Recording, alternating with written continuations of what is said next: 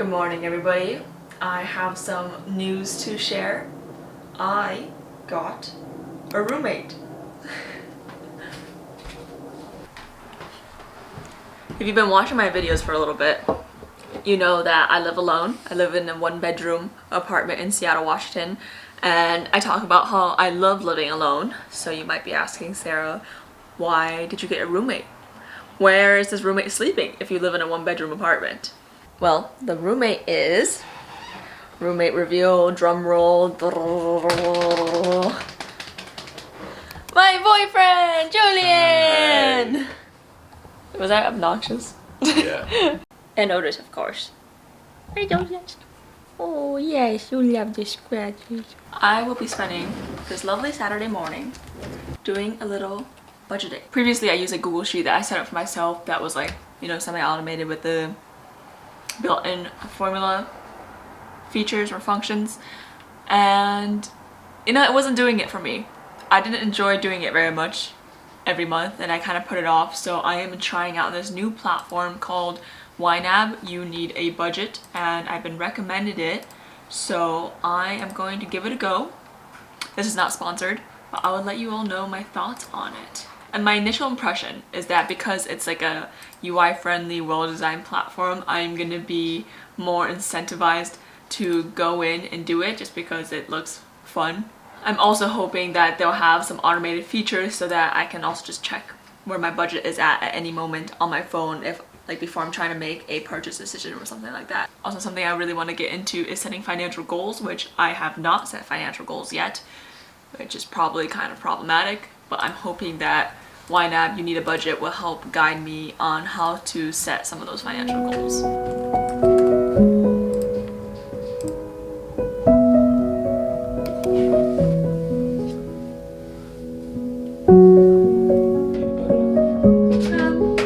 It's interesting. It seems like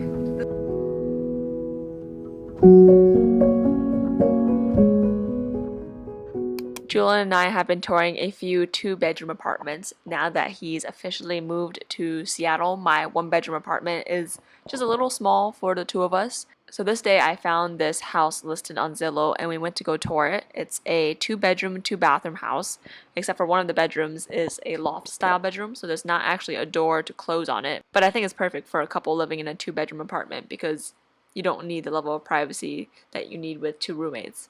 Anyways, the house was absolutely adorable. It was a great size for a great price. I think the rent was about $3,200 per month.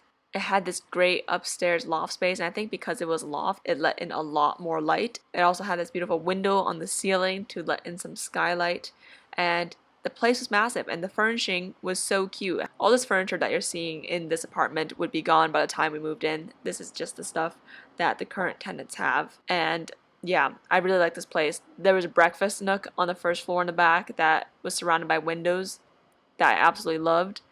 The bedroom on the first floor is a little small, but it would be perfect for us to convert into an office space. And the backyard was so cute.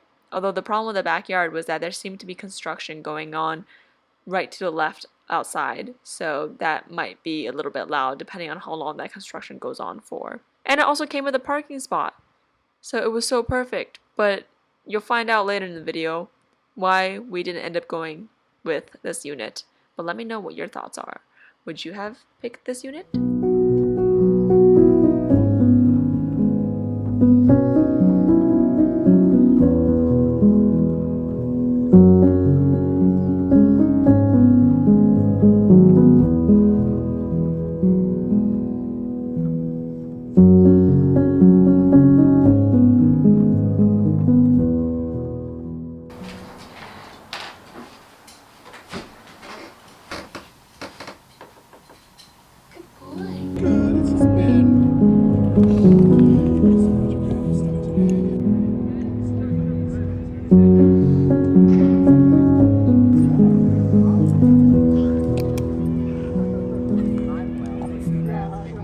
Tonight it's my turn to cook dinner, and to cook dinner what I need is to find a good YouTube video to watch and a good snack. I also wanted to recap. I'm gonna make another video about all the Seattle apartments that we've been looking at, but today we saw a house and unfortunately it's not going to work out, and I'm so sad about it because The house is so cute. It's just the location is not great for both of us commuting to work, and two, it wasn't on a very central street, which is okay, but I think it would be nice to be really close to the park and to coffee shops and things like that. But other than that, the house was so cute. It was such a big size, such a good price for the size. I had a little deck and a little patio. I really love this house, and I feel like the idea of living in a house sounds so cozy to me. I'm definitely a house over apartment kind of person, but right now I value a little bit more being in a central area and having an easy commute to work than living in a house. So I will probably be sticking with the apartment life for a little bit longer. Oh, but I really wanted the house to work out, and it didn't.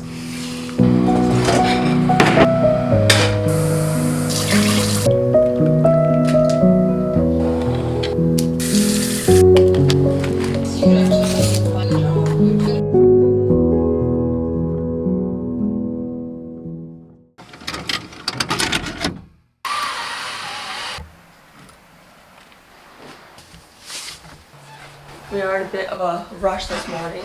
We have an apartment tour to go to, and we slept in a little too late. Yellow. Yellow. Yellow. Hey, you go to the bathroom?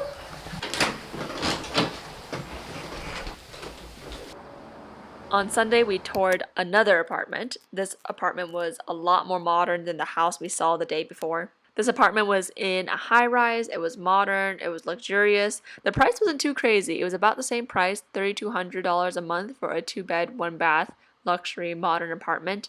And it was a corner unit with really nice views of the city, and you could see the water in the distance.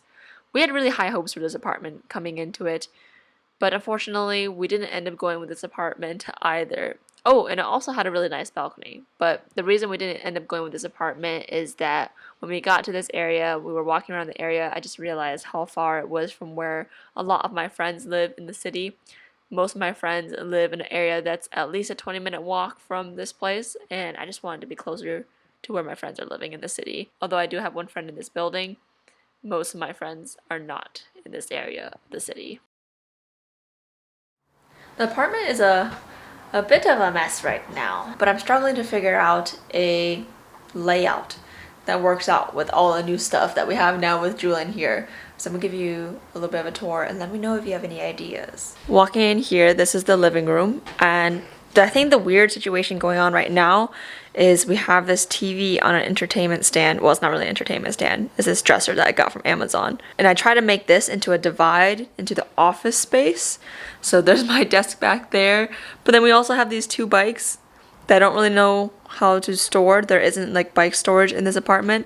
So I was thinking about going to Home Depot and maybe installing some bike racks here. But we're also trying to move out soon, so I don't know if that's worth it. Yeah, this space is just very crowded, and with the TV being out here in the middle of the room, we have all these cords that are running from that outlet over there, and it's kind of in the way. I think this is the problem area here with the cords, the TV kind of just in the middle of the room, and it's just a very cramped space.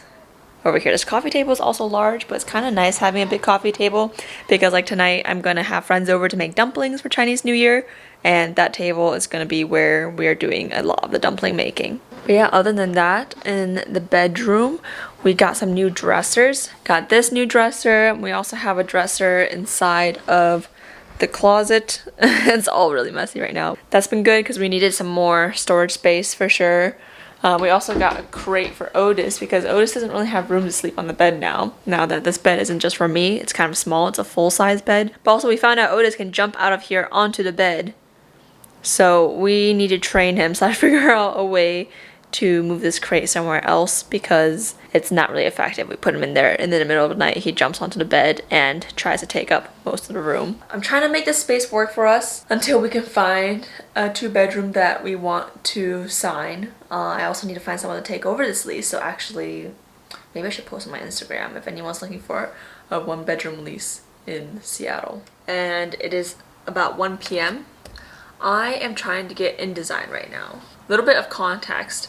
I am working on a project with my friend Lena. We are creating a NFT magazine just for fun, like a little zine about life in your 20s focused on people in Seattle, and we're gonna host a supper club, a little dinner party. She's absolutely amazing at cooking, so unfortunately she's gonna have to carry most of that weight, but I am designing the menu. So I'm trying to come up with some ideas on what the menu should look like, and I also need to download InDesign so I can create some mock-ups and send it her way.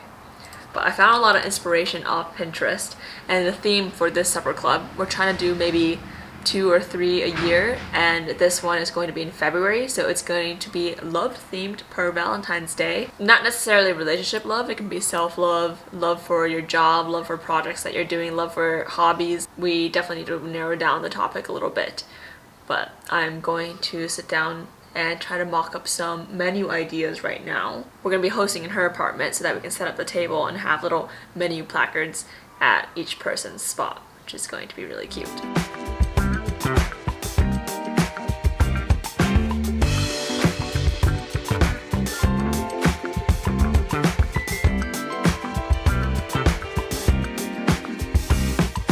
Girl, every time I close my eyes, I see your smile in the morning light. And girl, every time I hear that song that we used to call our own, it all comes back again. I don't understand.